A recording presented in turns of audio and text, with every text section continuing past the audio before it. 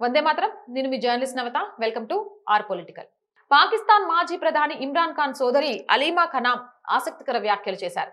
విద్యార్థుల ఆందోళన విషయంలో భారత ప్రభుత్వం వ్యవహరించిన తీరును ప్రస్తావిస్తూ ఆ దేశ అధికార వ్యవస్థపై తీవ్ర విమర్శలు గుప్పించారు. మోదీ సర్కార్ను చూసి నేర్చుకోండి అంటూ పాకిస్తాన్ పాలకులకు హితవు పలికారు.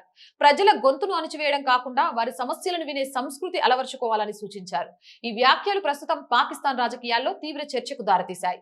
పాకిస్తాన్ లో ఇటీవల విద్యార్థులు, రాజకీయ కార్యకర్తలు చేపట్టిన నిరసనలపై భద్రతా బలగాలు కఠినంగా వ్యవహరిస్తున్నాయనే విమర్శలు వస్తున్నాయి.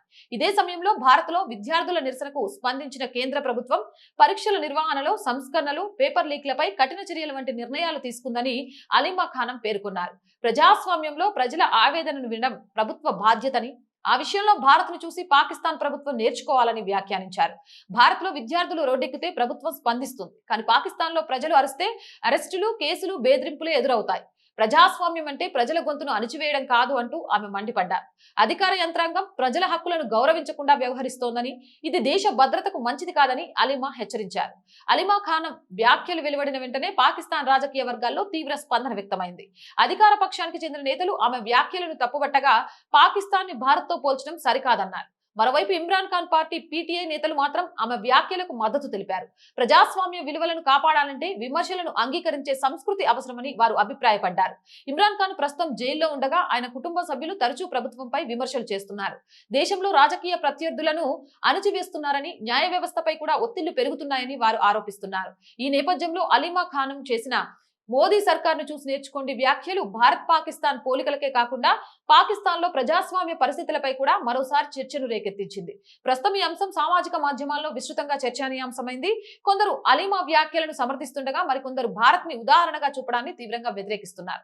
ఏదేమైనా ఆమె చేసిన వ్యాఖ్యలు పాకిస్తాన్ రాజకీయాల్లో మరో కొత్త దుమారానికి తెరలేపాయి. నీట్ యూజీ పరీక్షా ఫలితాల్లో అవకతవకలు, పేపర్ లీక్ ఆరోపణలు, గ్రేస్ మార్కుల వివాదంపై విద్యార్థులు దేశవ్యాప్తంగా ఆందోళనకు దిగారు. ఢిల్లీలోని జంతర్ మంతర్ సహా పలు ప్రాంతాల్లో నిరసన నిర్వహించి పరీక్ష రద్దు చేయాలని, బాధ్యులపై చర్యలు తీసుకోవాలని డిమాండ్ చేశారు. వివాదం తీవ్రం కావడంతో కేంద్రం విచారణలు, సంస్కరణలపై చర్యలు చేపట్టింది. విద్యార్థుల ఆందోళన కొనసాగిన నేపథ్యంలో ప్రభుత్వం, నిరసనకారుల మధ్య చర్చలు జరిగాయి. అనంతరం విద్యాశాఖ మంత్రి ధర్మేంద్ర ప్రధాన్ రాజీనామా చేయడంతో విద్యార్థులు తమ నిరసనలను విరమించినట్లు ప్రకటించారు. ఏదేమైనా భారత్ ని పాకిస్తాన్ ప్రజలు పొగుడుతున్నారు, అక్కడ ప్రతిపక్షాలు పొగుడుతున్నాయి. భారత్ లో కలవడానికి పాకిస్తాన్ ప్రజలు సుముఖంగా ఉన్నారు. ఇది శుభ పరిణామమా కాదా అనేది కామెంట్ చేయండి. జై హింద్, జై భారత్. అండ్ మోర్ వీడియోస్ కోసం R group of channels, R voice, R political, R Sanskriti channels ని వెంటనే సబ్స్క్రైబ్ చేయండి. కంటెంట్ బాగుంది అనిపిస్తే లైక్ చేయండి, షేర్ చేయండి. అండ్ ఆర్థికంగా ఆర్ వాయిస్ కి చేతగా నిలవండి. ఆర్థికంగా సపోర్ట్ చేయాలి అంటే సబ్స్క్రిప్షన్ పక్కనే జాయిన్ అనే బటన్ ఉంది. 1 to 5 లెవెల్స్ ఉన్నాయి. ఏదో ఒక లెవెల్లో సపోర్ట్ చేయండి, లేదా స్క్రీన్ మీద గూగుల్ పే, ఫోన్ పే తో పాటు అకౌంట్ డీటెయిల్స్ ఉన్నాయి. మీకు తోచిన సహాయాన్ని అందించండి. వ్యాపార ప్రకటనల కోసం 8328500576 నెంబర్ ని సంప్రదించండి. జై హింద్, జై భారత్.